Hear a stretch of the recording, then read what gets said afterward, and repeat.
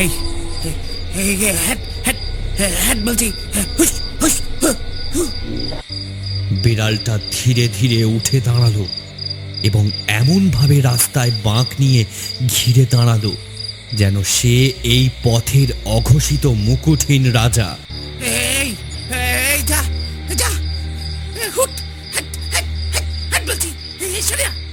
বিড়ালটা উল্টে লাল টকটকে চোখ নিয়ে এমনভাবে দাঁত মুখ খেঁচালো, ওই ভাঁটার মতো জল জলে দুটো চোখ এখন তার একদম সামনে এসে গেছে। বিড়ালটি এক লাফে শিবরামকে কুপকাত করে প্রবল আক্রোশে কামড়ে ধরল তার টুটি। মরণপণ একটা আর্তনাদ শিবরামের গলা চিরে বেরিয়ে এসেও নির্জন রাতের জলো হাওয়ায় ভেসে তা যে কোথায় হারিয়ে গেল কে জানে।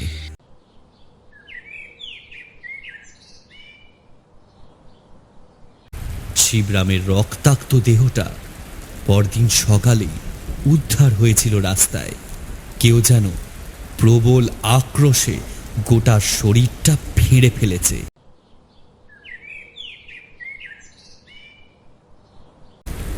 এই, তোকে কতবার ডাকতে হবে? হ্যাঁ, কথা বললে কানে যায় না নাকি?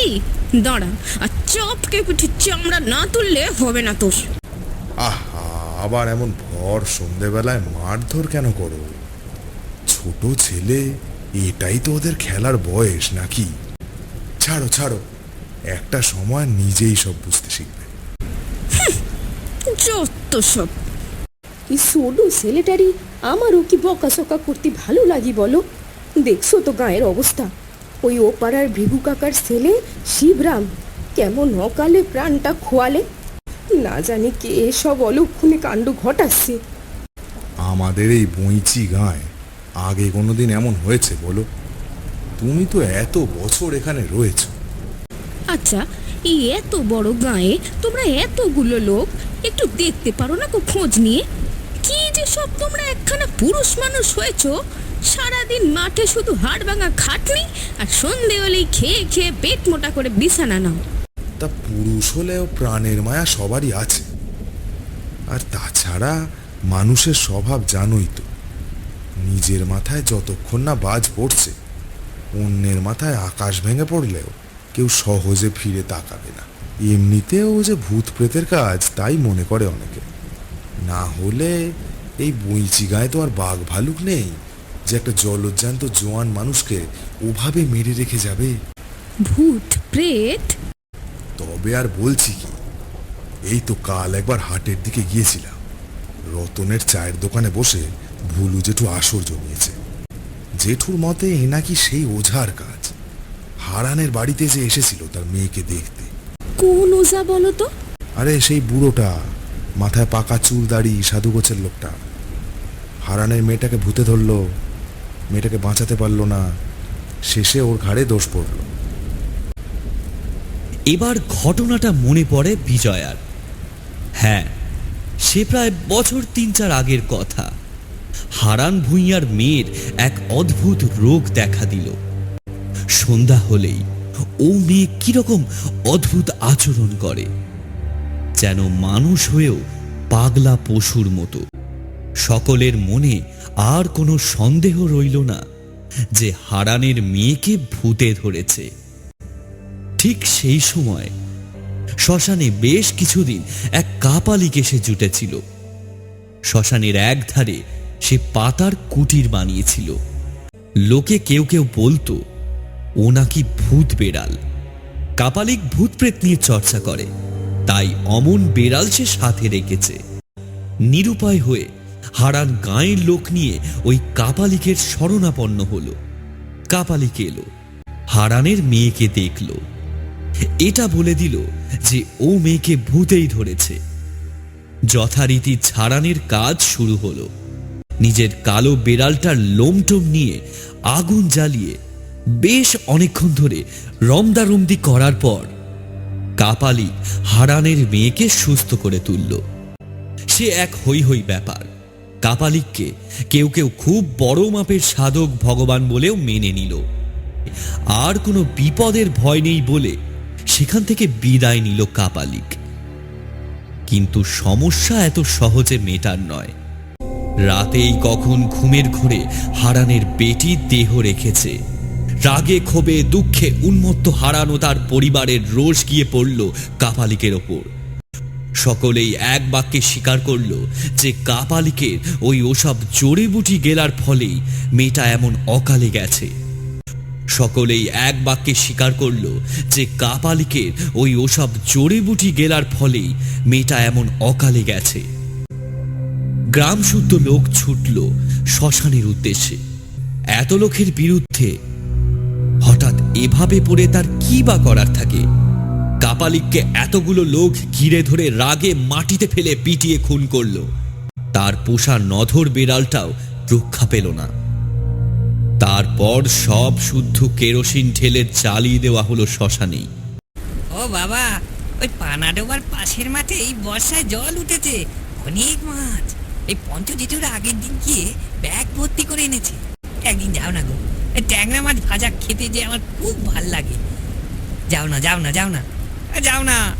নগেনের এমন বায়না অস্বাভাবিক কিছু না, কিন্তু অস্বাভাবিক যেটা সেটা হলো এই মাছ ধরতে গিয়েই তো 5-6 দিন আগে বৃন্দ কাকার ছেলে শিবরাম খুন হয়েছিল। মনের মধ্যে কিরকম একটা অজানা ভয় কাজ করতে থাকে বিজয়ার।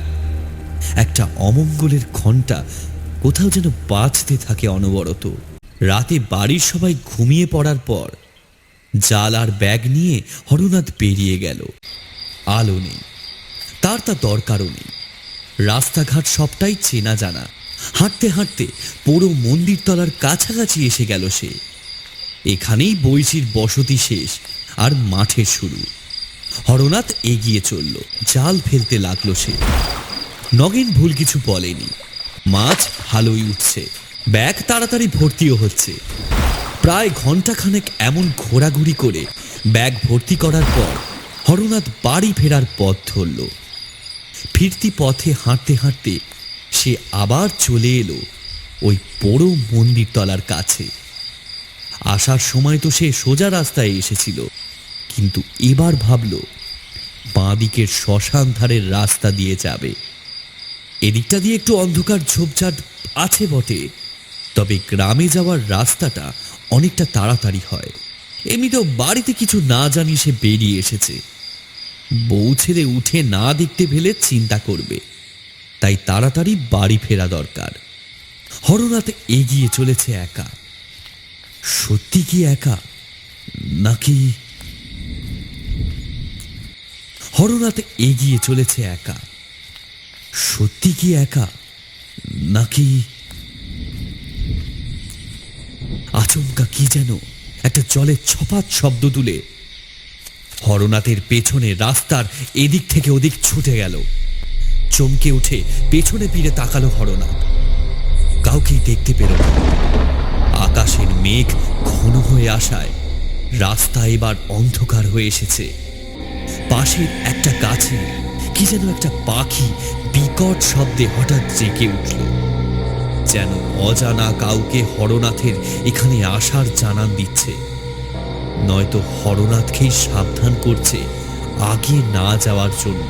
হঠাৎ কালো জিনিসটার মধ্যে থেকে যেন দপ করে আগুনের দুটো ছোট কোলা চলে উঠল। জ্বলন্ত কোলা দুটো আসলে তার চোখের মণি। সেদিকে তাকালেই বুকের রক্ত কিরকম হিম হয়ে আসে। একটা দীর্ঘশ্বাস ফেলে হরনাথ সামনের দিকে এগোতে যাবে, হঠাৎ তার চোখে পড়ল দৃশ্যটা। তার থেকে কিছুটা দূরে রাস্তার ওপর কালো বড় মতো কি যেন একটা জিনিস পড়ে আছে। ওটা আবার কি?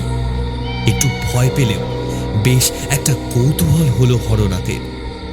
অন্ধকারে সেটিকে বড় বেড়াল জাতীয় প্রাণী বলেই মনে হলো হরনাথের। তবে এটা কেমন যেন আর 5টার মতো নয়, যেন হিংস্র একটা বাঘের ক্ষুদ্র সংস্করণ। এই হ্যাট হ্যাট, যা যা। এমন সময় একটা বিদ্যুতের ঝলক যেন আকাশের বুক চিরে এপার থেকে ওপার ছুটে গেল, আর সেই সাথে দিনের আলোর মতোই সামনে থাকা সব কিছু উদ্ভাসিত করে দিল।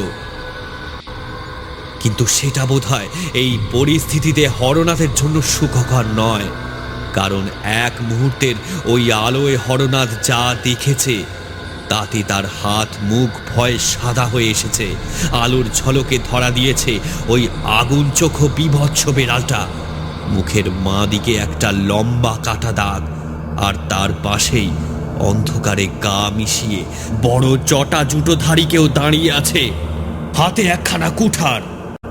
ব্যক্তির মুখ চোখ সবটাই দেখেছে হরনাথ, কিন্তু এতটা বীভৎস কোনো মানুষের মুখ হতেই পারে না। না তো হতে পারে এমন আগুন ঝরানো চোখের দৃষ্টি।